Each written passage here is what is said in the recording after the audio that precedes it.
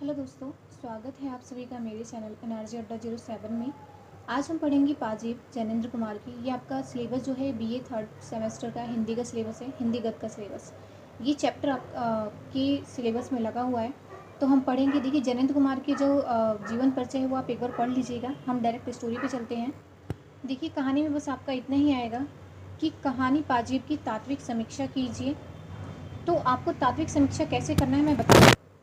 जब आप तात्विक समीक्षा करेंगे तो इसके साथ साथ ही आप कहानी को भी पढ़ लेंगे। तो तात्विक समीक्षा मैंने पहले भी जब आपको पढ़ाया था पंच परमेश्वर, उसमें भी मैंने बताया था कि तात्विक समीक्षा कैसे करते हैं। इस पर क्वेश्चन भी आता है 3 नंबर का।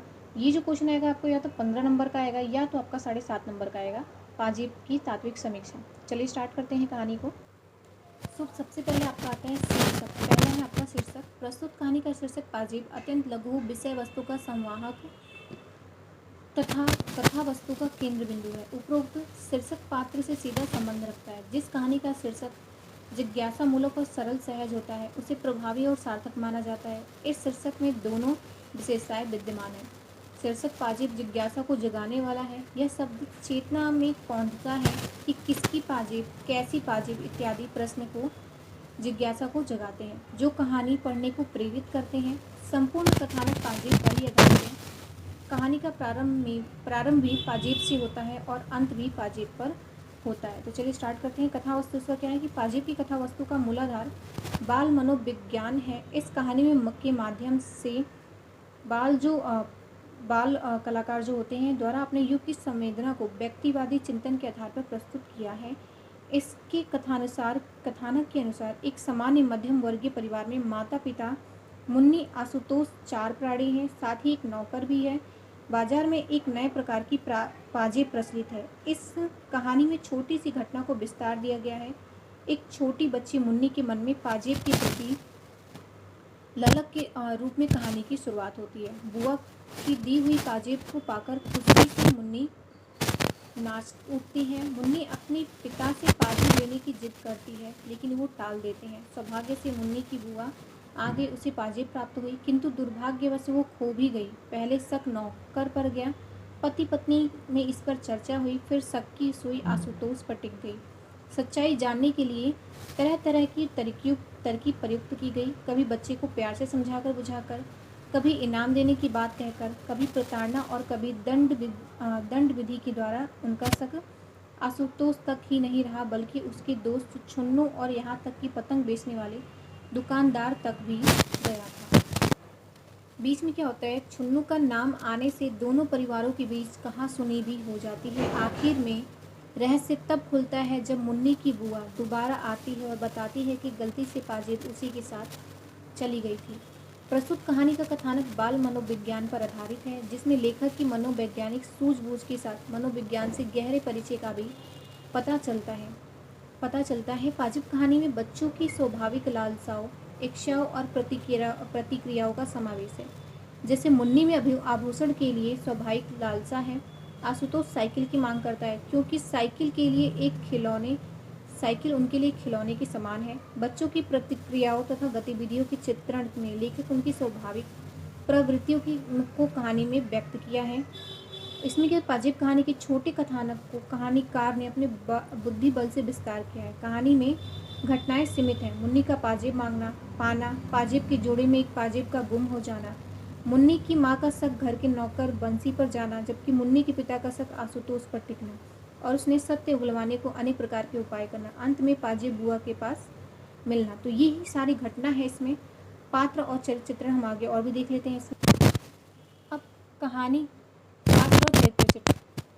पात्रों के चरित्र चित्रण की दृष्टि से पाजीब एक सफल कहानी है। कहानी में पात्रों की भीड़भाड़ नहीं है, किंतु पात्रों की संख्या कम भी नहीं है।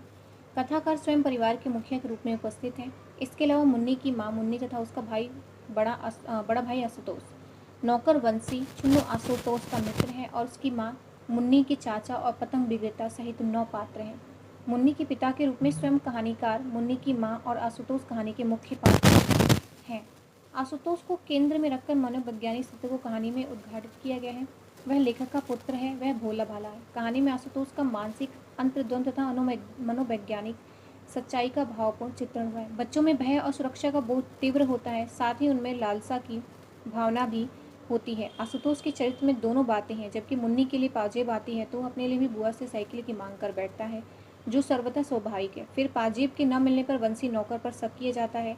इसके इनकार के बाद आशुतोष पर शक किया जाता है। फिर डांट, लालच, प्यार से सच कबूल करवाया जाता है। देखिए, कहानी में ये है कि आशुतोष और मुन्नी, इनके पिता माँ बाप रहते थे। तो उस टाइम पे क्या होता था कि पाजेब की उस टाइम पे पाजेब का वो चला था प्रचलन, जो बच्चे और बड़े सब पहनते थे। तो इसमें क्या हुआ कि जो मुन्नी थी, छोटी बच्ची थी, तो वो अपने पापा से पाजेब मांगने की जिद करती है। तो उसके पापा उसके लिए मना कर देते हैं, लेकिन जो उसकी बुआ होती है वो पाजेब उसके लिए लेकर आती है। तो यहाँ पे क्या होता है, पाजेब मुन्नी पहन के बहुत खुश होती है। तो उसका जो भाई होता है आशुतोष बड़ा, वो भी ज़्यादा बड़ा नहीं होता, लेकिन हाँ मुन्नी से वो बड़ा होता है। तो वो क्या करता है, पाजेब देखकर अपनी बुआ से जिद करता है कि मुझे भी साइकिल दिलाएं। तो उसकी बुआ उसको बोलती है कि ठीक है, मैं तुम्हारे बर्थडे पे आऊँगी या अगली बार जब आऊँगी तो तुम्हें साइकिल दिला दूँगी। तो यहाँ पे क्या होता है, मुन्नी पाजेब पहन के घूम रही होती है। बाद में जो उसकी माँ होती है वो पाजेब निकाल कर रख देती है। फिर एक दिन वो चेक करती है तो उस पाजेब में सिर्फ 2 ही पाजेब था, एक पाजेब नहीं, मतलब 2 पाजेब में से सिर्फ एक ही पाजेब था, दूसरा गायब था। फिर उसको शक होता है, क्योंकि उसका जो बंसी नौकर है वो उस पर शक जाती है। जो लेखक की वाइफ है वो बोलती है कि जो बंसी है उसी ने चुराया होगा, लेकिन लेखक को अपने बेटे आशुतोष पर शक होता है कि हो सकता है उसी ने गुस्से में इधर फेंक दिया हो या कहीं रख दिया हो। तो इसके बाद क्या होता है, वो आशुतोष से पूछताछ की जाती है और बंसी से भी जो बंसी नौकर हैं उनसे भी पूछताछ की जाती है। आशुतोष से पूछताछ की जाती है तो वो छोटा बच्चा है, उसने पहले मना किया, लेकिन मारपीट के डर से उसने बता दिया कि हाँ, ये जो पाजेब है मैंने अपने दोस्त को दी थी। उसका जो दोस्त होता है, छुन्नू नाम होता है उसका, तो वो बोलता है कि मैंने अपने दोस्त को दी थी, उसने उसे बेच दी, पतंग लेके आए और हम उड़ाए। तो अब दो दोस्त परिवारों के बीच जब बात पहुंचती है तो क्या होता है कि अनबन हो जाती है। जो आशुतोष की जो दोस्त होता है छुन्नू, उसकी माँ आती है और उसको बहुत बजाती है उसमें, यानी कि बहुत उसको पीटती है, थप्पड़ लगाती है कि तू उसके साथ क्यों गया। और वो भी बोलते हैं कि मेरे बच्चा ऐसा नहीं कर सकता, वो किसी का पाजेब नहीं ले सकता। तो यहाँ पे आशुतोष अपने दोस्त का नाम लगा देता है। बाद में फिर वो बोलता है कि जो पाजेब है अपनी बहन की, वो मैंने दुकानदार को दे दी और दुकानदार ने मुझे कुछ पैसे दिए थे और साथ ही में मुझे पतंग दी थी। तो यहाँ पे शक जो जाता है वो दुकानदार के पास जाता है। यहाँ पे सबसे ज़्यादा जो कष्ट झेलता है आशुतोष झेलता है, क्योंकि वो बच्चा होता है, वो कुछ कह नहीं पाता है, लेकिन सारा शक उसी पे जाता है। तो उसको काफ़ी मानसिक तौर पे भी काफ़ी परेशान किया जाता है, मारा पीटा जाता है, बंद किया जाता है कमरे में, और आखिर में वो जो काम नहीं किया जाता रहता है उसको भी वो कबूल लेता है। बाद में जब उसकी जो माँ बाप होते हैं उसको भेजते हैं कि अगर तूने दुकानदार को दिया है पाजेब तो जा ये पैसे देकर आ और पाजेब उससे लेकर आ। तो जैसे ही वो जाता है दुकानदार के पास तो उधर से उसकी बुआ आती है और वो कहती है कि ये क्यों रो रहा है।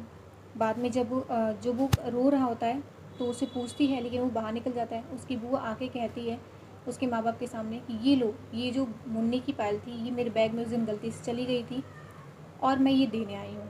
तो सब हक्के बक्के रह जाते हैं कि कैसे उन्होंने एक बच्चे को परेशान किया, जो काम उसने नहीं किया था, डर के मारे उसने वो कबूल किया। तो यहाँ पे बच्चे के एक मार्मिक स्वभाव को दिखाया गया कि बच्चे कितने भोले होते हैं, कभी डर के मारे वो चीज़ भी कबूल लेते हैं जो कि वो ना किए होते हैं। तो पाजेब की कहानी यही थी, पाजेब से स्टार्ट होती है और पाजेब पे ही ख़त्म होती है। तो ये जैनेंद्र कुमार की है। आपको तात्विक समीक्षा आएगा करने के लिए कहानी की मैंने 5 तरह का चरित्र बता दिया है।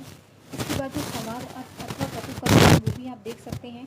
इसमें बोला गया कि अंत में हार कर मैंने कहा कि कहीं तो होगी। अच्छा, तुमने कहाँ से उठाई थी? पड़ी मिली थी और नीचे जाकर वह तुमने छुन्नू को दिखाई? हाँ। फिर किसी ने कहा इसे बेचेंगे? हाँ। कहाँ बेचने को कहा? कहाँ मिठाई लाएंगे? नहीं, पतंग लाएंगे। अच्छा, पतंग का? हाँ। सो पाजेब छुन्नू के पास रहेगी। तो ये संवाद उस टाइम पे बात हुई थी जो आशुतोष से ये क्वेश्चन पूछा जा रहा था। उसके बाद इसका भाषा शैली, तो भाषा शैली जो है एक मध्यम वर्गीय परिवार में आम जो बोलचाल की भाषा होती है वही इसमें बोली गई है।